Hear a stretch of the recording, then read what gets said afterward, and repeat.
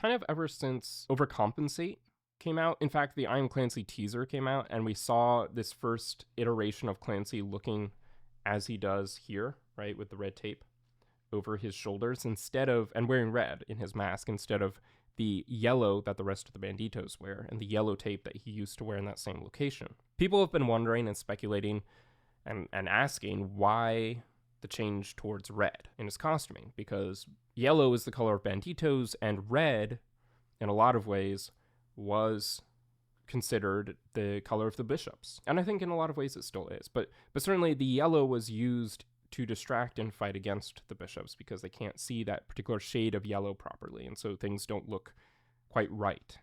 And it's a way to hide from them or confuse them. So why does Clancy make this change starting in the Clancy era to start wearing red tape instead of yellow tape? What sort of prompted or fueled that? Connections can certainly be made to that line in Chlorine, Rebel Red Carnation, but this idea of red being a color of rebellion. And I think also there's just a general sense in which now in the Clancy era, and as he describes at the end of the I Am Clancy video, he is no longer running from Dima. He is returning to Dima to destroy it, to burn it down. And so the idea being that he's wearing red, he's donned the color of red now, to no longer hide, no longer use the yellow to hide from the bishops, but instead say, here I am, I'm coming for you. But it's also interesting that, and this again goes more specifically to this question, that he replaced the yellow tape in the exact same location. It used to be over his shoulders where we see the red tape now, and then he replaced it with red tape in those exact same places.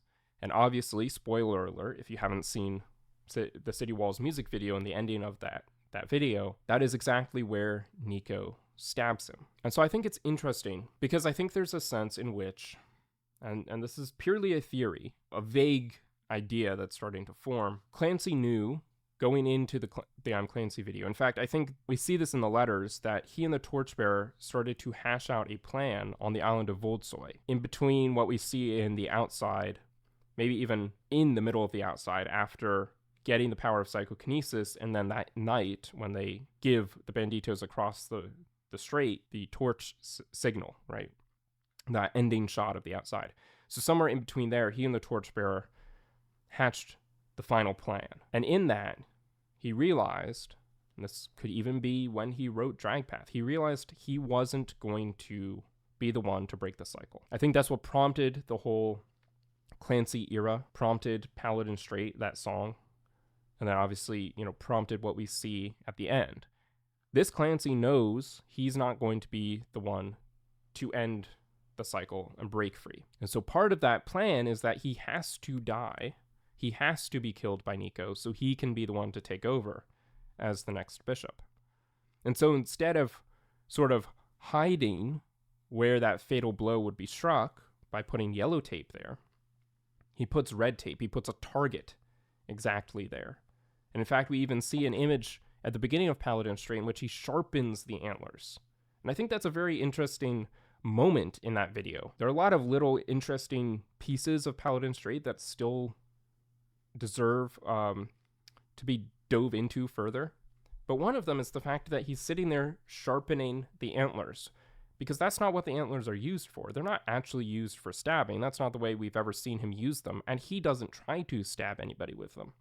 He continues to use the antlers with the power of psychokinesis as the tools to harness that power. But we see him sharpening the antlers in Paladin Strait, and then in City Walls, we see Nico use those same sharpened points to stab him exactly where Clancy puts the red tape. And so the Torchbearer's plan was for him to become Nico so that the next attempt could be a successful one. The red tape were the target for Nico to strike him, to make sure that it didn't fail, that Nico did in fact take him out, transfer that power to Clancy so that Clancy could become the next bishop, the next Nico, hoping that the evidence that he's laid out in the letters and in the song Dragpath would lead the next iteration, the next version of the cycle back to him to finally free him, to finally destroy Dima. Dragpath is the alternate ending to sort of a future ending. We don't see that, and this Clancy doesn't see that. It's a hope he has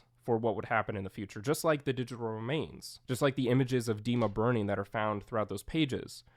This is not what actually happened. This is a future hope for what might happen. We know this as a really key thing that gets mentioned time and again throughout the letters, that the Torchbearer has a plan, and it's sort of a wild plan, right? Clancy doubts if the Banditos would even have faith or trust in this plan. The Torchbearer, in that final moment when he sees Clancy try to hand him the bishop's robe and he turns and leaves with sadness and disappointment on his face, I don't think that is necessarily disappointment in this Clancy.